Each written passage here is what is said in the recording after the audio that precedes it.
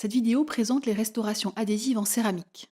Il s'agit ici d'un patient âgé de 17 ans qui vient consulter pour revoir sa restauration antérieure en composite sur 21, réalisée 3 ans auparavant à la suite d'un traumatisme. La 21 apparaît colorée à la suite de sa dépulpation. Le choix thérapeutique ne concerne dans cette situation que la restauration biologique, biomécanique et esthétique de la 21, à l'origine de la demande esthétique du patient.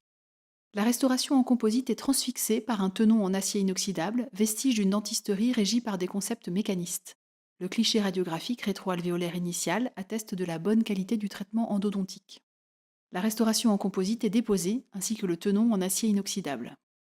Sur cette vue clinique de la 21 sous champ opératoire individuel, on constate la très bonne valeur résiduelle des tissus coronaires. Après sablage, mordançage et mise en place du système adhésif, un composite micro-hybride Flow est placé au fond de la chambre pulpaire et précède le placement d'un composite de restauration en teinte. Aucun tenon n'est nécessaire dans cette situation compte tenu d'un effet férule très important procuré par la conservation des tissus résiduels. La dent est réparée pour recevoir une restauration adhésive en céramique en vestibulaire en développant la surface vestibulaire de l'émail. Des matrices métalliques associées à un coin en plastique servent de protection des dents adjacentes. La préparation vestibulaire est finie avec un insert d'ultrafinition. Sur la vue occlusale finale, on visualise le retour palatin qui va au-delà du centre du cingulum et qui englobe l'intégralité du composite palatin. Le cliché radiographique pris après collage atteste de la parfaite adaptation et donc de l'étanchéité de la restauration. La restauration adhésive en céramique est collée sous digue. L'intégration esthétique peut être observée une semaine après le collage.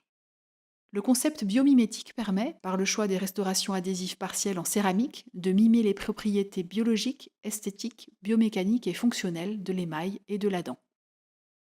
Vous voyez ici 3 situations cliniques qui soulignent l'importance de la préservation de l'émail à chaque fois que cela est possible. Dans le cadre de la dentisterie contemporaine, un certain nombre d'outils, comme les projets esthétiques virtuels, les mock-ups et les préparations calibrées, entre autres, permettent de respecter cet objectif prioritaire afin de préserver le potentiel biomécanique de la dent.